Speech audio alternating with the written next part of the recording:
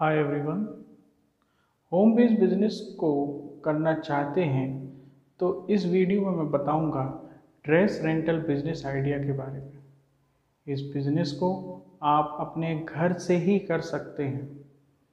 मैं दीपक पटेल myb2bidea.com से इस वीडियो में ड्रेस रेंटल बिजनेस की डिटेल जानकारी दूंगा।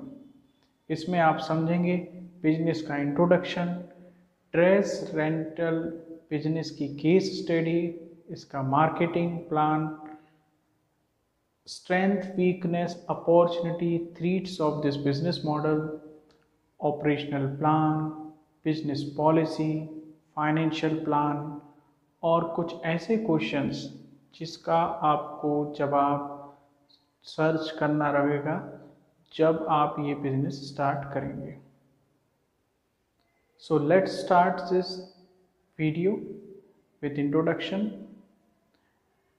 ये बिजनेस होम बेस्ड कैटेगरी में आता है और इसमें आप एक सर्विस दे रहे हैं, इसलिए ये सर्विस बिजनेस कैटेगरी में भी आता है। इसका टारगेट ऑडियंस किड्स और वुमेन हैं। किस प्रकार के क्लोथ्स रेंट पर लेते हैं वो हैं fancy dress, ladies party wear, cultural clothes etcetera. Finally market इसका थ्रू आउट द ईयर है। तो चलते हैं इसके अगले सेक्शन में जो है केस स्टडी। तो इस बिजनेस में कई लोग पहले से काम कर रहे हैं और वो अच्छी अर्निंग कर रहे हैं।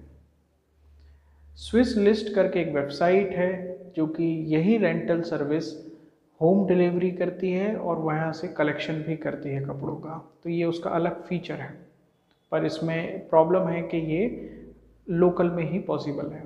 फ्लाई रूप करके एक ऑनलाइन पोर्टल है जो कि ड्रेस के अलावा शूज़ और भी प्रेजेंटेबल आइटम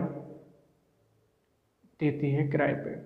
क्लोथ रेंटल एक बहुत ही नोन बिजनेस मॉडल है और यह ऑनलाइन प्लेटफॉर्म है जहां से फिल्मी स्टार, एक्टर, एक्ट्रेसेस अपने किराए के कपड़े लेते हैं।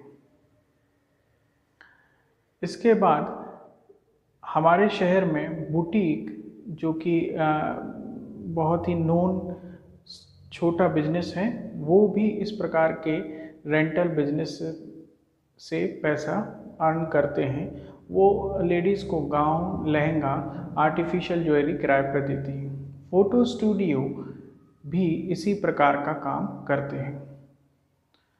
पर वैरायटी ऑफ क्लोथ्स या फैंसी ड्रेस या किड्स वेयर ये लोग प्रोवाइड नहीं करते और यही इस बिज़नेस का गैप है जो आप अपने मॉडल में इंक्लूड कर सकते हैं और अपनी एक अलग पहचान बना सकते हैं। बिजनेस स्टार्ट या शुरू करके बहुत सारे लोग इस परेशानी में आ जाते हैं कि मार्केटिंग कैसे करनी है इस बिज़नेस की। तो मार्केटिंग के लिए आप इन ट्रिक्स को अपना सकते हैं, जैसे स्कूल कॉलेजेस के टीचर्स के संपर्क में आना, जो कि आपको कल्चरल एक्टिविटीज़, स्कूल के फेयरवेल या कॉलेजेस की फ्रेशर्स फेयरवेल में आपका इंट्रोडक्शन स्टूडेंट से करा सकते हैं और आपका बिजनेस ग्रो कर सकते हैं। इसके बाद डिजिटल प्लेटफॉर्म पर आप अपने पेजेस बना सकते हैं जैसे फेसबुक वगैरह पे, और अपनी एक लोकल प्रेजेंस लोगों में दिखा सकते हैं।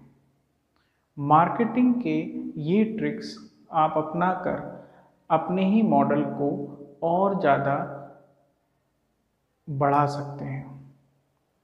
हर बिजनेस में पॉजिटिव या नेगेटिव पॉइंट्स होते हैं, तो स्ट्रेंथ, वीकनेस, अपॉर्चुनिटी और थ्रेट करके एक टर्म होती है बिजनेस में जिसको मैं डिटेल करूँगा। तो स्ट्रेंथ या इस बिजनेस के पॉजिटिव पॉइंट्स हैं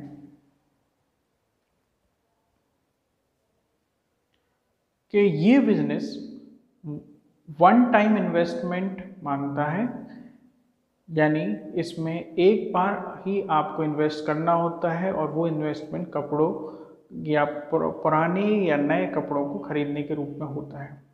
ये थ्रू आउट द ईयर चलने वाला बिजनेस है, लो इन्वेस्टमेंट बिजनेस भी है ये जी।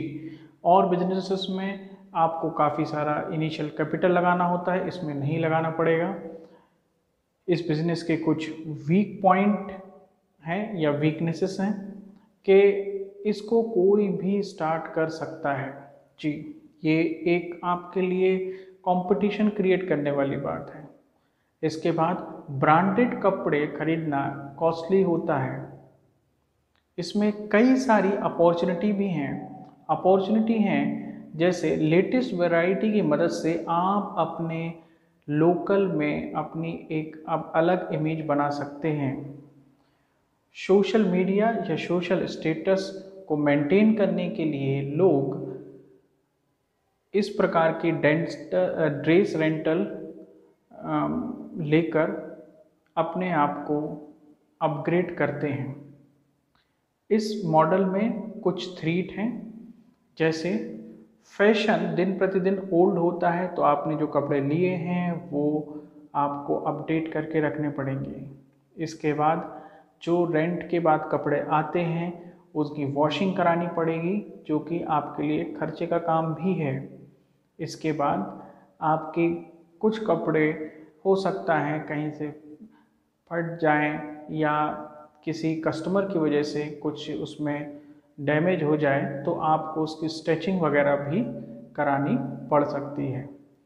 तो ये इस बिजनेस मॉडल के स्ट्रेंथ, वीकनेस, अपॉर्चुनिटी और थ्रेट हैं। इन पॉइंट्स को आप ज़रूर ध्यान दें और तभी इस बिजनेस को स्टार्ट करने के बारे में सोचें। चलते हैं अगले पॉइंट पे कि इस बिजनेस में कुछ पॉलिसी आपको ज़रूर बनानी पड़ेगी।